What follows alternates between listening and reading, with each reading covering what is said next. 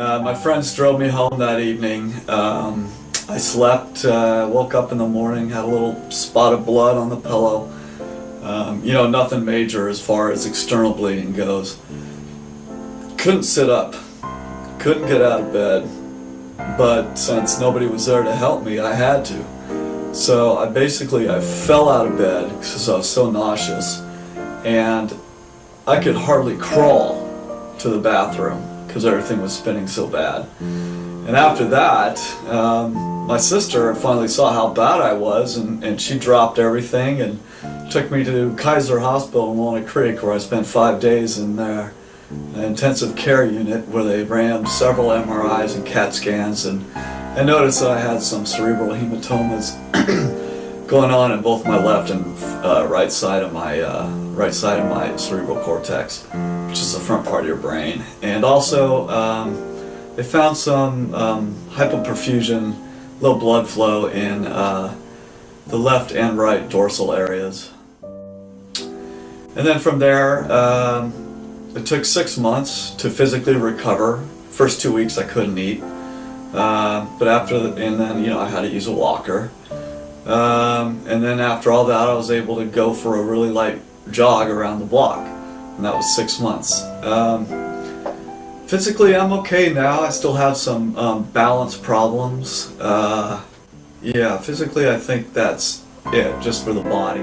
Let's see. I had horrible memory problems. I did not do well at aircraft maintenance officer school, which was surprising since I, was Dean's List in college and all that stuff.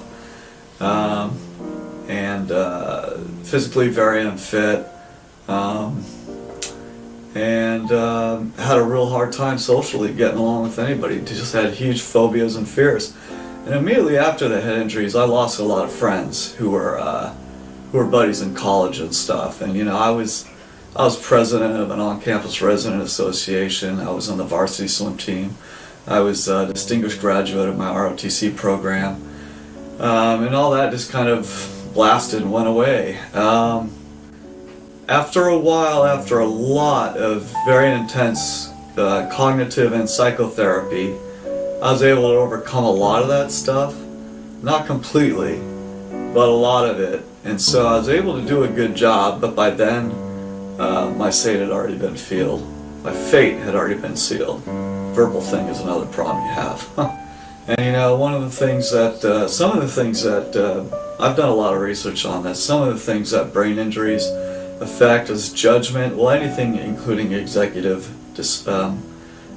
functioning, which is like judgment, time management, financial management, interpersonal relations, picking up on social cues, spatial abilities. Before my injury, I had gotten in no car accidents.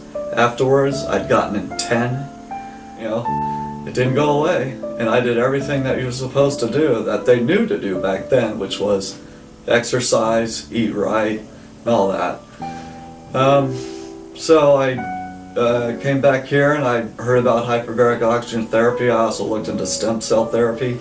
That's really kind of not really ready to be implemented yet. But the hyperbaric oxygen therapy has actually been going on for about 20 years with a guy named Dr. Paul Harsh out in Louisiana. But I didn't learn about it till 3 years ago, right after my SPECT scan.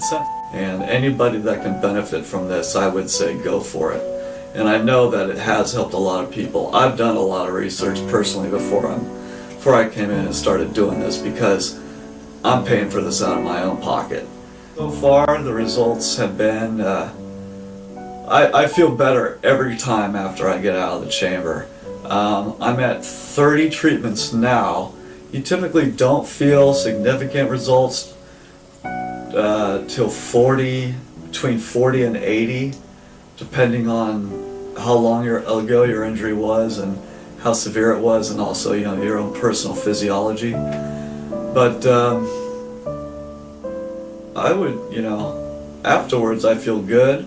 I'm able to concentrate better, and when I go to the gym, I can push a lot harder for those athletes out there who are interested in that.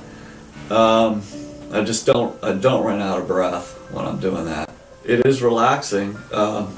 Sometimes I watch a movie and it's just like, it's very calming. Ruth is very professional. She's one of the nicest people I know. In fact, everybody here is extremely nice. They always make me feel very at ease when I come in and do my work. I don't have a problem with anybody here. They've just been great.